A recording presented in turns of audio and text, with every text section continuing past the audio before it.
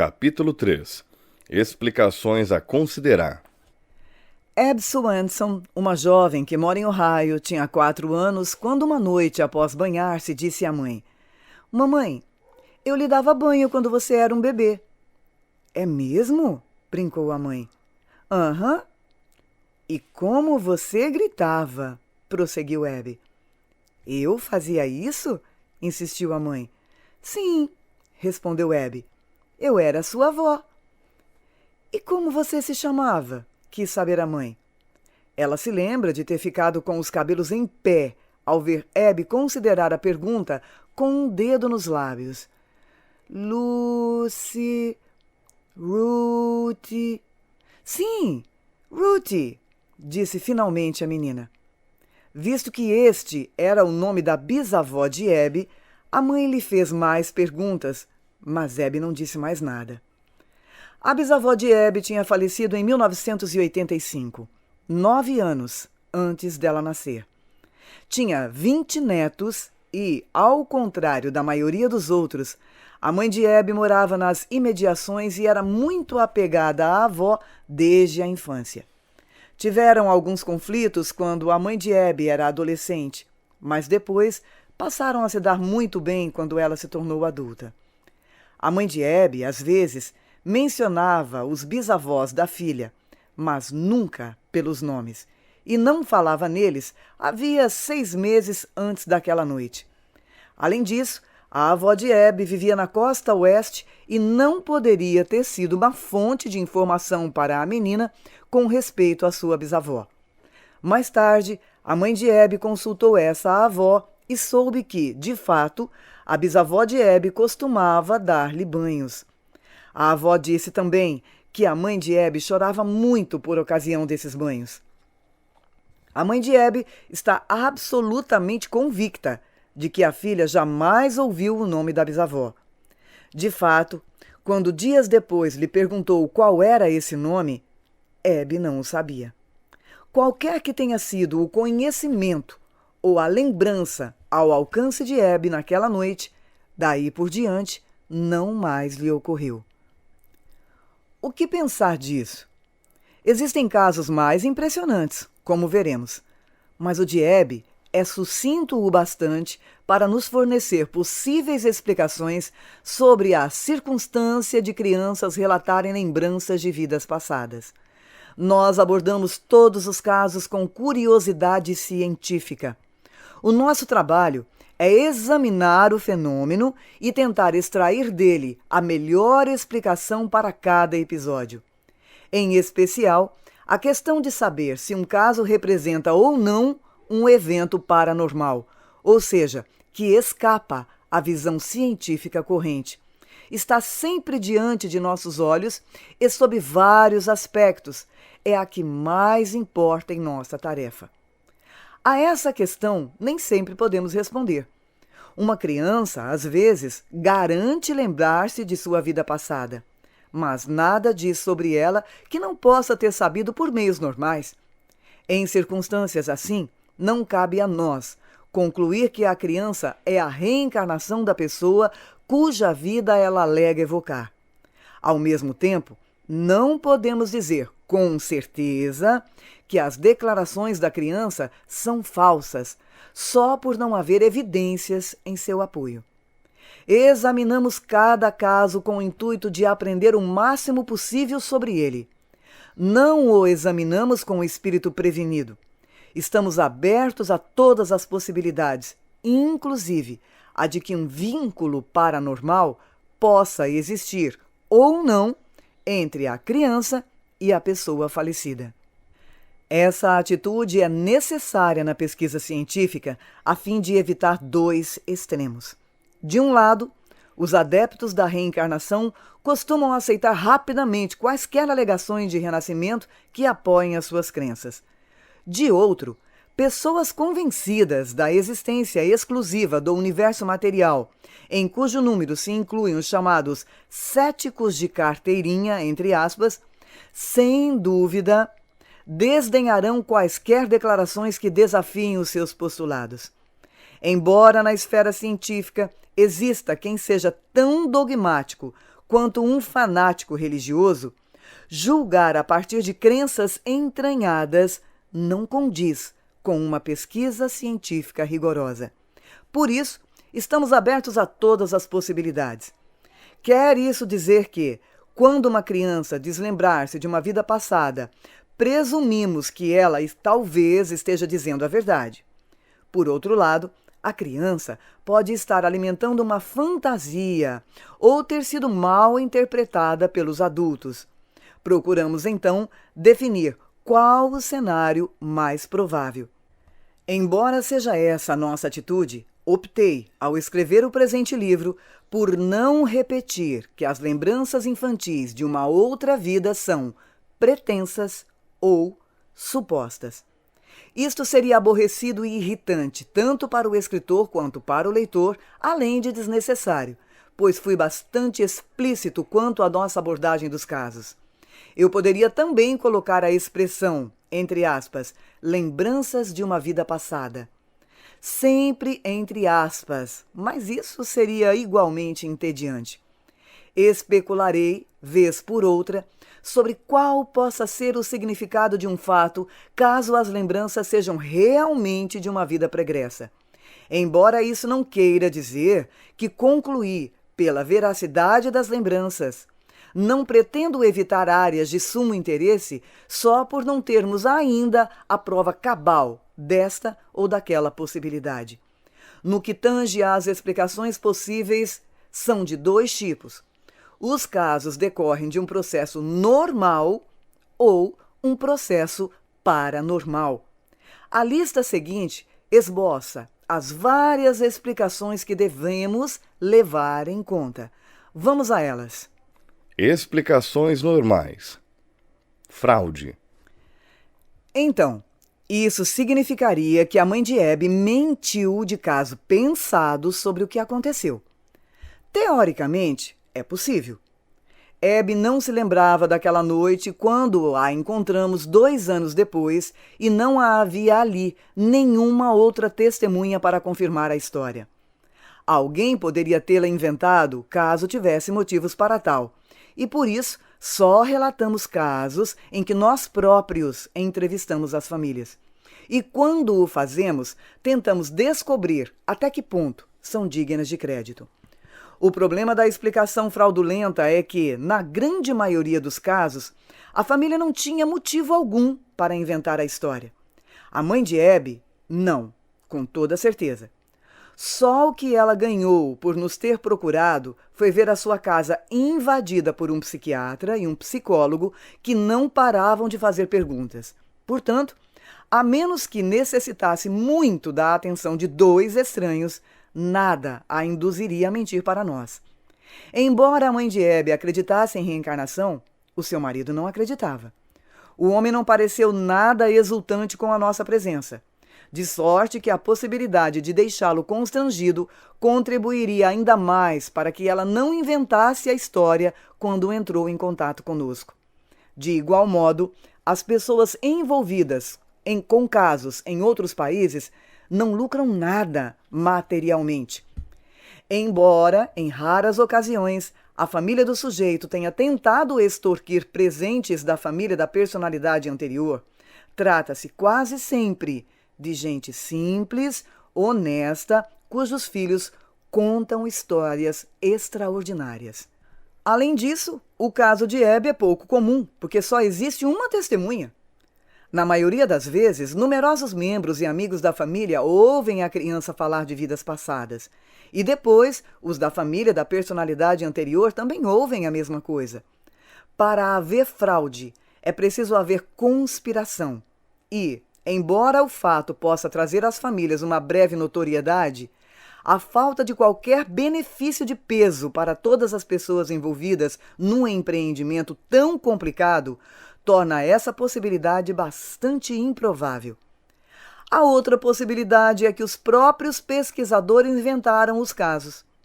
Como poderá o leitor saber se conhecemos mesmo essas crianças? Sucede que as notas de campo arquivadas em nossos escritórios provam que as entrevistas realmente aconteceram. Além disso, Quem ler as anotações do Dr. Stevenson, nas quais se ressaltam os pontos fortes e fracos dos casos, logo verá que ele não cometeu fraude alguma, embora possa ter se enganado quanto à significação real dos fatos. Outra objeção prática à fraude de investigador é que 6 de nós publicamos casos, de modo que ela teria de envolver vários profissionais que nunca revelaram tendência para a desonestidade em seu trabalho. Embora haja a possibilidade de a mãe de Abby ter inventado a história, são pouquíssimas as chances de a fraude ser responsável por este e pelos outros casos como um todo. Fantasia. Neste cenário, Abby teria que ter inventado uma história ao dizer à mãe que se lembrava de lhe dar banhos. Temos de considerar essa possibilidade nos casos em que as declarações da criança não são verificadas, ou seja, casos não resolvidos. Em muitos de nossos episódios americanos, as crianças falaram longamente sobre uma época anterior em que viveram. Mas, como não forneceram nomes, as suas declarações permanecem em suspenso. Podemos pensar que é estranho ouvir uma criança fantasiando dessa maneira, particularmente se aos pais desagrada a ideia de reencarnação. E mais estranho ainda, quando a criança passa a se envolver emocionalmente na história. Todavia, a menos que a criança revele conhecimentos que podem ser comprovados, a fantasia não pode ser descartada. É claro, muitas dessas crianças, inclusive Abby, parecem revelar conhecimentos que não poderiam adquirir pelos meios normais. E assim, a coincidência se junta à fantasia como parte da explicação. Em se tratando de Abby, isso significaria que ela acertou o nome da bisavó por mero acaso. Ela precisou de 2 tentativas para acertar, dobrando, portanto, as suas chances de sucesso. Mas, considerando todos os nomes possíveis que poderiam ser mencionados, mesmo dobrar as chances torna o acerto um tiro a uma longa distância. Os defensores da coincidência dirão: não vá tão depressa. Sustentam que seremos ludibriados pela improbabilidade de um evento, exceto se considerarmos o número de tentativas necessárias para produzi-lo. Então, a ideia de que Abby poderia adivinhar o nome da bisavó parece incrível. Mas nós ouvimos falar do caso justamente porque ela acertou. Um acerto em 1 milhão de erros só parece espantoso quando não ficamos sabendo que 1 milhão de outros erros ocorreram juntamente com o acerto. À guisa de exemplo, o fato de ninguém ganhar da loteria talvez pareça inacreditável, dadas as imensas chances de ganhar. Mas pessoas ganham todas as semanas, porque muitas jogam. Se as chances forem de 20 milhões para uma e mais de 20 milhões de pessoas jogarem, não causará surpresa se uma delas ganhar. As chances de acertar um nome são evidentemente maiores que no caso da loteria, visto que existem centenas, mas não milhões de nomes. Contudo, esse argumento enfrenta sérias dificuldades quando atentamos para sua possível conclusão, que foi: centenas de crianças americanas já disseram aos pais que foram os seus bisavós. Mas a única família ouvida por nosso grupo foi a de Abby. Uma vez que nos outros casos os nomes estavam errados. Isso pode estar acontecendo por toda a América, mas semelhante possibilidade parece absurda. Há também o caso de Suzanne Ganem, mencionado no capítulo 1. Ela acertou os nomes de 25 pessoas conhecidas em vida pregressa e o seu grau de relacionamento com a personalidade anterior, dando apenas um nome incorreto. As chances de ela ter acertado tantas vezes por mera coincidência são tão pequenas que se aproximam de 0, a menos que imaginemos existir milhões de crianças a fornecer 25 nomes enquanto falam de vidas passadas aos pais tendo Suzanne sido a única a dar os nomes corretos. Os casos de nomes corretos tornam inviável o argumento da coincidência, mas há casos que, claramente, podem dever-se à coincidência, sim. Se uma criança faz declarações gerais sobre uma vida, mas não menciona a localização, o número de concordâncias potenciais tende a ser bastante elevado, podendo dar-se de um morto cuja vida foi muito parecida à que a criança descreveu por mera coincidência. Ainda que a criança mencione a localização, a coincidência continua a ser uma possibilidade se os detalhes fornecidos forem escassos. Se a criança diz, fui um homem que morreu na Califórnia, é claro que incontáveis pessoas se enquadrariam nesta descrição. Conforme veremos, os nossos casos apresentam muito mais detalhes do que isso. Conhecimento adquirido por meios normais. De acordo com essa alternativa, a criança adquiriu informação sobre a vida prévia por meios normais e apenas esqueceu a fonte dessa informação. Assim, Abby teria ouvido pronunciar o nome da bisavó em algum momento e esquecido o fato, como a sua mãe, mas não esqueceu o nome. Esse raciocínio tem a sua lógica. Frequentemente temos conhecimento de fatos, mas não nos lembramos de quando eles nos foram comunicados. No caso em pauta, a mãe estava convicta de que a filha jamais tinha ouvido o nome da bisavó e a menina era pequena demais para poder lê-lo em um documento qualquer da família. A ideia de que ela soubesse o nome de uma bisavó morta 9 anos antes do seu nascimento é, pois, altamente improvável. A maioria das crianças de 4 anos de idade ignora os nomes de seus bisavós falecidos e muitos de nós nem sequer o sabemos quando adultos. Em comparação com os casos que envolvem estranhos, nos de Abby, a possibilidade de o conhecimento ter sido adquirido por meios normais é ainda maior, porquanto o sujeito e a personalidade anterior estão na mesma família.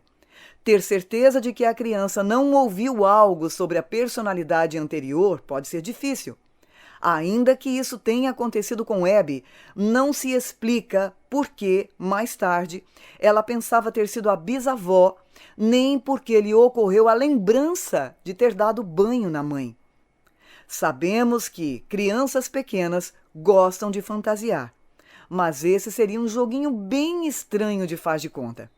Mais importante, precisamos explicar os casos em que crianças forneceram inúmeros detalhes específicos sobre pessoas mortas a quilômetros de distância.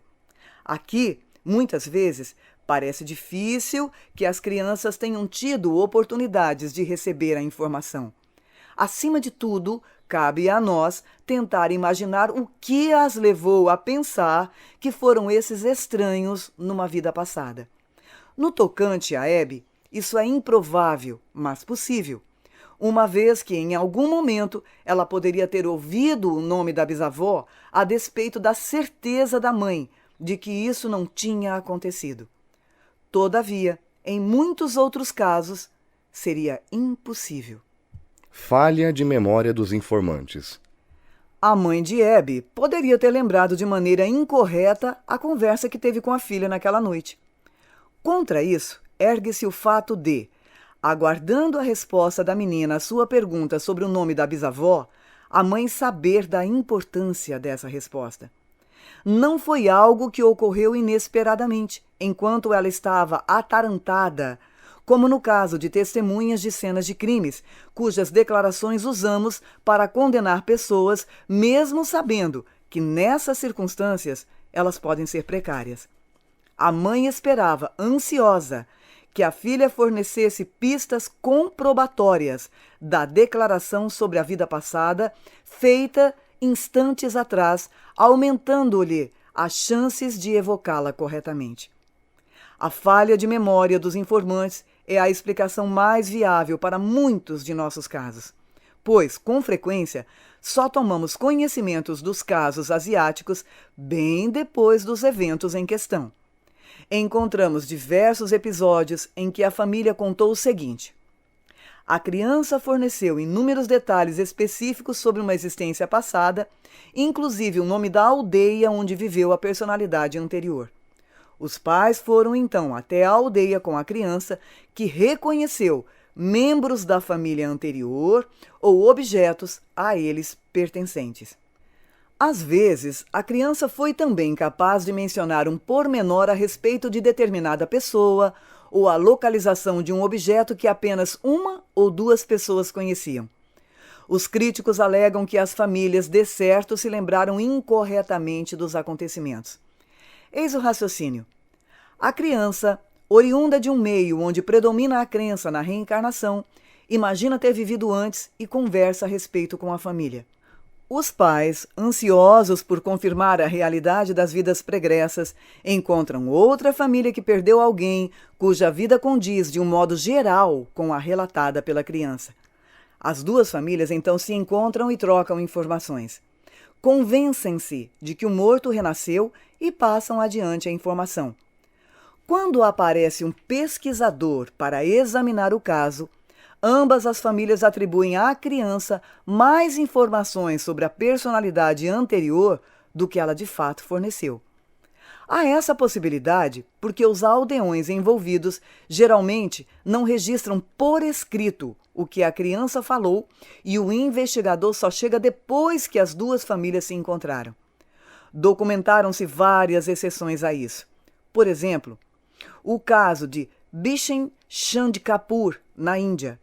O primeiro investigador do fato tomou nota das palavras da criança antes da solução do caso, que incluíam o nome do pai da personalidade anterior, embora o menino se referisse a ele como seu tio, a sua casta, a cidade onde ele viveu, que ficava a 40 quilômetros da casa do menino, o fato de ele ser solteiro, ter frequentado o colégio público perto de um rio até a 6ª série e saber urdu, hindi e inglês.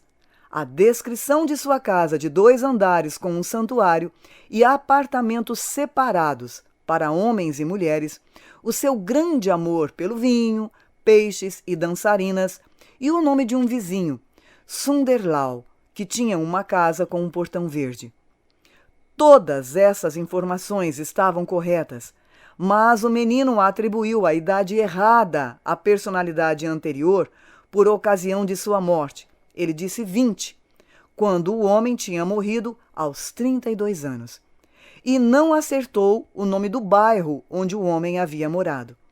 Levado àquela cidade, identificou a personalidade anterior e seu pai numa velha fotografia e ainda reconheceu 7 lugares. Foi capaz de indicar até mesmo o quarto onde o pai da personalidade anterior havia escondido um punhado de moedas de ouro, só descobertas depois dessa informação. Ao todo, existiam registros escritos para mais de 30 casos antes da identificação da personalidade anterior, alguns dos quais discutiremos nos capítulos seguintes. Esse número mal ultrapassa 1% dos 2.500 que temos em arquivo. A alegação de falha de memória deverá induzir-nos a desprezar os outros 99%? Conforme já mencionei, bem sabemos que a memória humana não é infalível. Mas isso não significa que não tem valor. Ao contrário, nós a valorizamos grandemente em inúmeras situações. Certos aspectos dos casos, aliás, exigem que façamos isso. As crianças nem sempre falam aos pais a respeito de vidas pregressas, uma vez só, como aconteceu com Abby, mas insistem repetidamente no assunto. Os pais, não raro, as levam ao lugar indicado, porque elas lhes esgotaram a paciência à força de pedir isso. Os pais frequentemente têm várias oportunidades de saber com exatidão o que os filhos estão dizendo antes mesmo de conhecer a outra família. Em muitos casos, várias testemunhas ouviram o que a criança disse sobre a vida pregressa antes do encontro das duas famílias, visto que ela vinha falando insistentemente sobre isso há anos. Nesse caso, é preciso que inúmeras pessoas tenham falha de memória quanto às declarações da criança para justificar a possibilidade de erro do informante. Vale notar ainda que, havendo estranhos envolvidos, a criança precisa fornecer detalhes o bastante para que os pais descubram uma família com um membro falecido cuja vida combine com as declarações. Isso frequentemente implica nomes de pessoas e lugares ou número substancial de pormenores. Mesmo que os pais tenham lembranças vagas sobre as declarações do filho antes do encontro das famílias, essas declarações precisam incluir certo número de outras que sejam distintivas. Há casos em que a explicação da falha de memória da família é altamente irrelevante. Por exemplo, aqueles para os quais existem registros escritos das declarações elaborados antes do encontro das famílias. Também não envolvem falha de memória os casos com marcas ou defeitos de nascença, nos quais relatórios de autópsia confirmam que a criança realmente nasceu com um sinal semelhante a um ferimento sofrido pela personalidade anterior. Mesmo na ausência desses elementos, outros componentes de muitos de nossos casos têm de ser lembrados. Saudade intensa da primeira família, fobias renitentes relacionadas ao tipo de morte da personalidade anterior e preferências bizarras podem compor semelhantes casos, e não dependem das lembranças que a família porventura tenha de certas declarações. Considerando-se que o caso de Abby não apresenta nenhuma dessas características, a possibilidade de falha de memória do informante torna-se aqui mais forte que em muitas outras situações. Por outro lado, o caso de Abby, como dezenas de outros semelhantes nos Estados Unidos, mostra que crianças costumam discorrer sobre vidas passadas, mesmo em culturas onde não predomina a crença na reencarnação. Isso inviabiliza a premissa do argumento da falha de memória, segundo a qual as culturas asiáticas fomentam tais casos devido à crença predominante na reencarnação. Embora devamos ter em mente que a crença da mãe de Abby na reencarnação pode ter afetado a menina.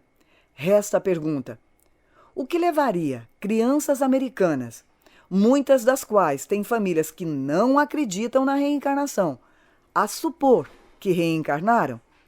E o que fazer diante do fato de Abby não apenas supor que reencarnou, mas dar também detalhes sobre a sua vida passada? Memória genética. Essa interpretação, aqui incluída apenas com vistas à completude, vincula as duas categorias explicativas, a dos meios normais e a dos meios paranormais, porque implica um processo normal, entre aspas, não aceito pelo pensamento médico ortodoxo. Memória genética é o conceito segundo o qual o conhecimento adquirido pode transmitir-se pelos genes aos descendentes. Não se sabe como a informação pode alterar a estrutura genética das células do indivíduo e há, na esfera médica, quem não acredite nisso. Embora aceitando que a transmissão seja possível, o problema óbvio da memória genética como explicação para tais casos é que, em muitos deles, a criança não tem parentesco algum com a personalidade anterior. Muitas pessoas pensam que, de certa maneira, todos somos remotamente aparentados. Mas aqui é necessário que a criança seja, além disso, descendente direta da personalidade anterior para captar as lembranças gravadas em seus genes. Não é o que se dá na maioria dos nossos casos, uma vez que a memória genética não os explica. Abby, sem dúvida, é descendente direta de sua bisavó, mas como lembrança desta de banhar a mãe de Abby veio depois de ela gerar a filha, essas lembranças não poderiam estar incluídas nos genes que Abby acabou por herdar. Explicações paranormais. Como paranormal, entre aspas, significa algo que está além da explicação científica corrente, alguns leitores talvez encarem todas essas situações como absurdas. Eles, sem dúvida, ignoram o volume de pesquisas feitas em parapsicologia, que não tenciono reproduzir aqui. Se quisermos considerar a reencarnação uma explicação viável para esses casos, teremos de considerar também outras possibilidades paranormais. Percepção extrasensorial, PES. Como o nome indica, a PES, ou percepção extrasensorial, envolve percepção por outros meios, que não os sentidos físicos. Vários tipos já foram descritos. Graças à telepatia, uma pessoa tem acesso à mente de outra por meios paranormais. No caso de Abby, isso significa que ela teria lido a mente da mãe para acertar o nome da bisavó. Outro tipo é a clarividência, pela qual uma pessoa adquire informações de natureza paranormal sem extraí-las da mente de outra. Por exemplo, quem consegue fornecer detalhes sobre determinada pessoa depois de manusear objetos que lhe pertencem, como uma chave de carro, é clarividente, caso esses detalhes não tenham sido deduzidos da aparência dos objetos.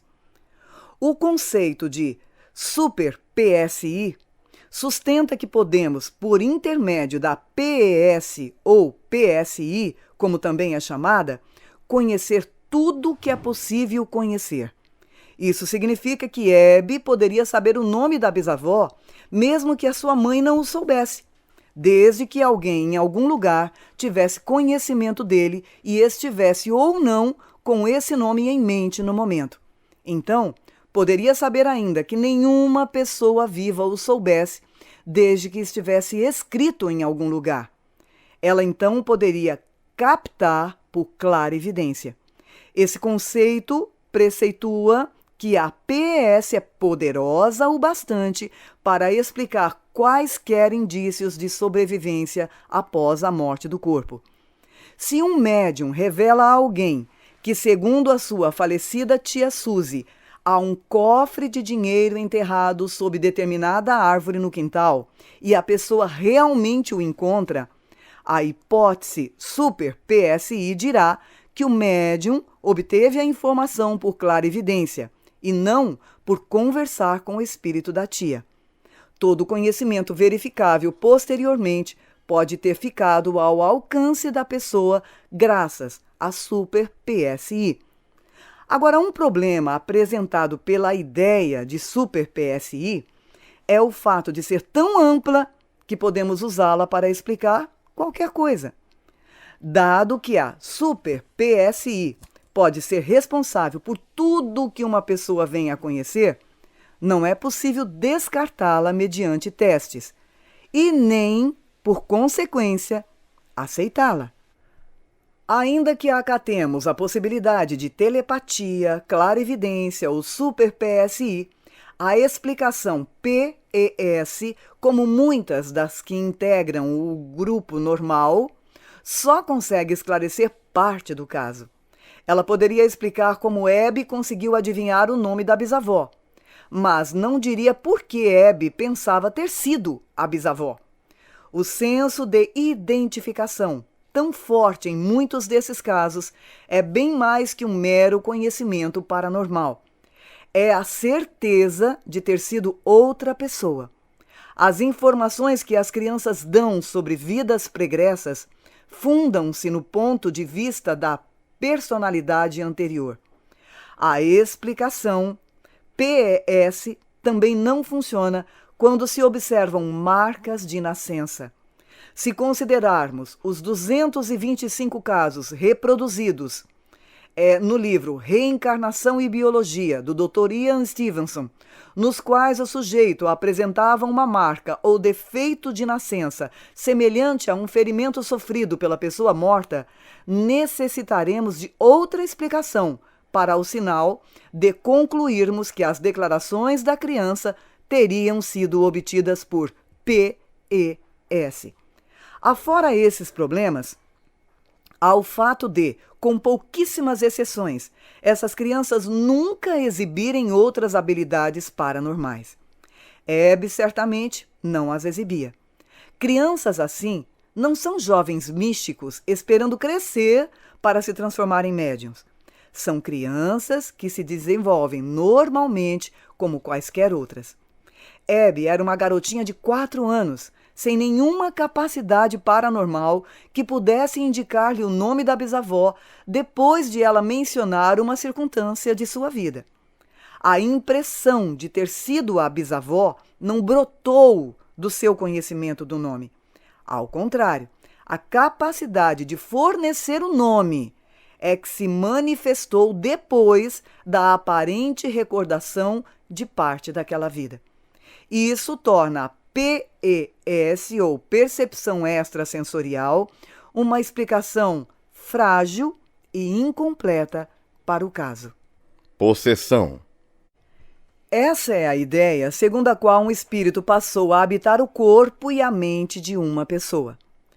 Quando se ouve a palavra possessão, muita gente pensa logo em espíritos malignos apoderando-se do corpo de alguém, como no filme O Exorcista.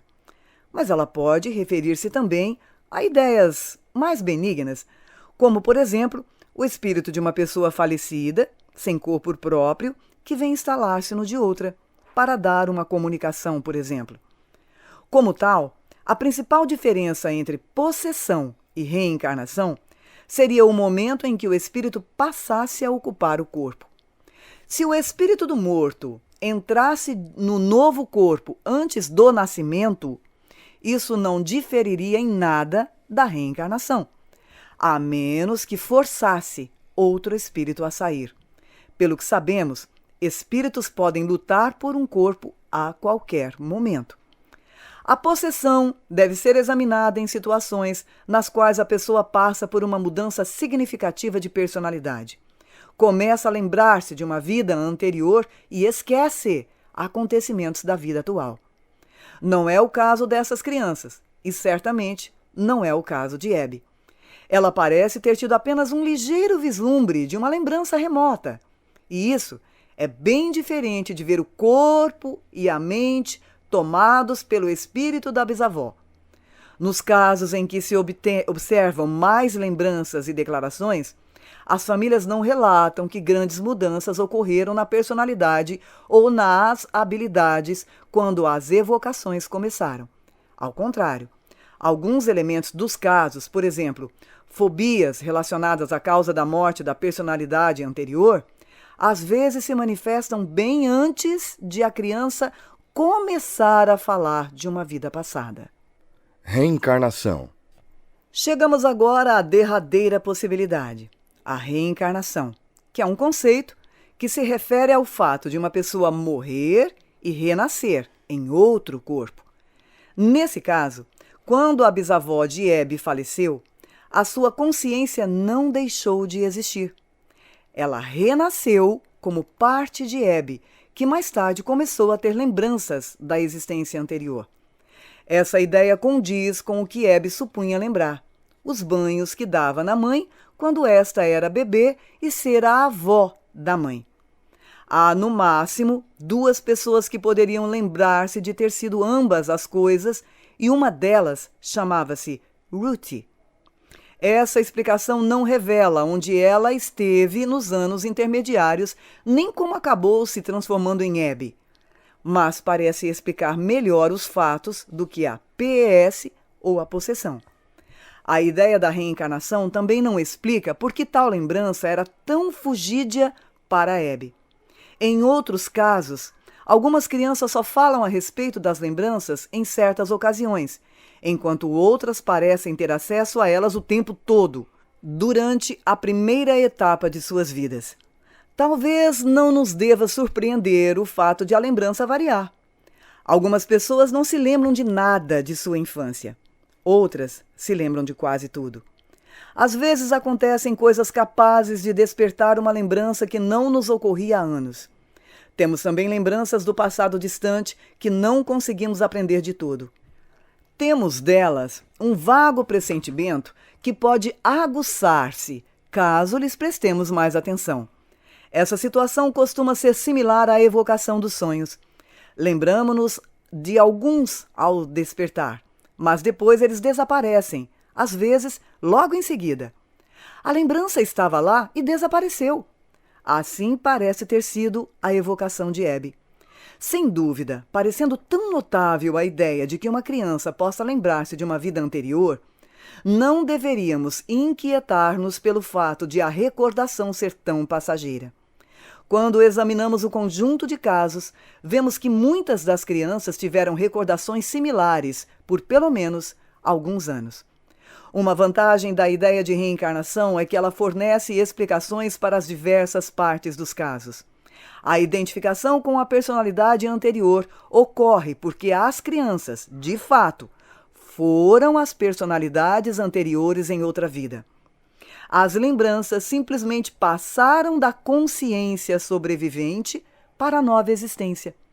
As marcas de nascença refletem feridas tão profundas para as pessoas mortas que acabam afetando a consciência quando esta transita para a nova vida, de sorte que as marcas aparecem nos novos corpos. Já a desvantagem desta explicação é que o termo reencarnação não nos diz tudo o que gostaríamos de saber. Para onde vai a consciência no espaço entre vidas? Quando penetra no novo corpo? Por que algumas crianças têm recordações de vidas passadas e a maioria delas não tem? Os casos oferecem umas poucas pistas sobre essas questões, como veremos nos capítulos seguintes, mas nenhuma resposta definitiva foi até agora obtida. Vem agora a pergunta mais intrigante. Se aquelas crianças tiveram vidas anteriores, isso significa que todos nós reencarnamos? A tal respeito, só nos cabe especular. E é o que faremos mais adiante. Se aceitarmos por enquanto a possibilidade de o caso de Hebe ser um exemplo de reencarnação, então teremos de refletir sobre o que teremos de aprender com ele. Hebe, como a maioria de outras crianças mencionadas, nada revelou a respeito de experiências entre vidas. Por isso, não explicou como e por que havia voltado.